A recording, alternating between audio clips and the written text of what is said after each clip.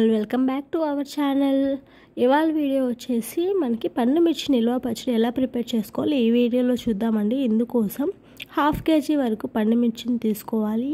ఈ పండు మిర్చిని బాగా నీట్గా క్లీన్ చేసుకొని తడి లేకుండా ఆరబెట్టేసుకోవాలి. తడి ఉంటే మనకి బూజు పట్టేస్తుంది, పచ్చడి పాడైపోతుంది. కాబట్టి తడి లేకుండా మనకి తీసుకొని ఇలా తొడిమలు తీసి పక్కన పెట్టుకోవాలి. ఈ సమ్మర్ సీజన్లో ఏ మార్కెట్లో అయినా అవైలబుల్ ఉంటాయి. ఈ పండు మిర్చి చాలా రీజనబుల్ కాస్ట్కే వచ్చేస్తాయి మనకి. ఈ 1/2 kg పండు మిర్చి కోసం 125 grams ఆఫ్ చింతపండు, అలానే 125 grams ఆఫ్ సాల్ట్ కూడా తీసుకోవాలి. సాల్ట్ కొంచెం తక్కువ తీసుకోండి, తర్వాత అడ్జస్ట్ చేసుకోవచ్చు. ఇలా కోర్స్గా బ్లెండ్ చేసుకోండి, ఎందుకంటే చింతపండు మనకి ఈవెన్గా నలుగుతుంది పచ్చడిలో. ఇప్పుడు ఈ పండు మిర్చిని చిన్న చిన్న ముక్కలుగా కట్ చేసేయండి. ఇలా కట్ చేయడం వల్ల మనకి పచ్చడి అనేది త్వరగా ఈజీగా గ్రైండ్ అయిపోతుంది. ఇలా ముక్కలుగా కట్ చేసి వీటిని కూడా మిక్సీ జార్లో వేసుకొని కోర్స్గా పేస్ట్లా చేసుకోండి. మరీ మెత్తగా చేసుకోవద్దు, బరకగా చేసుకోండి. ఇలా కోర్స్గా పేస్ట్ చేసుకున్నాక దీనిని ఏదైనా ఒక గాజు కంటైనర్లో కానీ ఏదైనా జాడీలో కానీ తీసేసుకొని ఒక 24 hours పాటు అలా వదిలేయండి. పచ్చడికి ఏమాత్రం తడి తగలకూడదు, గుర్తుపెట్టుకోండి ఈ పాయింట్. 24 hours తర్వాత మనకి పచ్చడి అయితే ఇలాగా ఉంటుంది.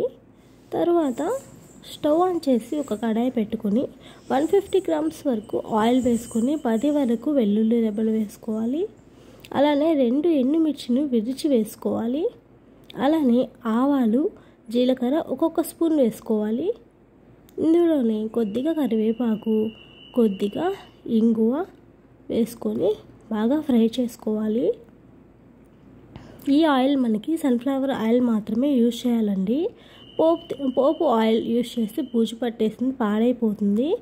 ఇప్పుడు ఇందులో పండుమిర్చి మిశ్రమాలను కూడా వేసేసి బాగా మగ్గనివ్వండి. వేడి వేడి నూనెలో వేసుకోవడం వల్ల మనకి పచ్చడి పాడవకుండా ఉంటుంది.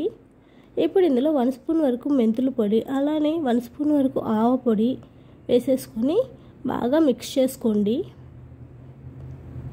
ఈ పచ్చడి మనకి 1 year పాటు నిల్వ ఉంటుంది. ఎక్కువ క్వాంటిటీ చేసుకునే వాళ్ళు మీరు తీసుకునే జాడీ లేదా గాజు కంటైనర్కి పైన ఏదైనా క్లాత్ చుట్టేసి మూతను బాగా టైట్గా కట్టేయండి. అప్పుడు మీకు 1 year పాటు నిల్వ ఉంటుంది పచ్చడి. ఏదైనా డౌట్ ఉంది అనుకోండి, అప్పుడు ఫ్రిడ్జ్లో పెట్టుకొని మీరు నిల్వ చేసుకోవచ్చు. టేస్ట్ ఏమాత్రం చేంజ్ అవ్వదు రెండిట్లో. బాగా కలిపేసుకున్నాక ఆయిల్ సపరేట్ అయినప్పుడు మనము స్టవ్ ఆఫ్ చేసేసుకోవాలి. ఆయిల్ ఎంత ఎక్కువ వేసుకుంటే మనకి పచ్చడి అంతకాలం నిల్వ ఉంటుంది. స్టవ్ ఆఫ్ చేసి పచ్చడి చల్లారాక గాజు కంటైనర్లోకి ట్రాన్స్ఫర్ చేసుకోండి. అంతే అండి పచ్చడి.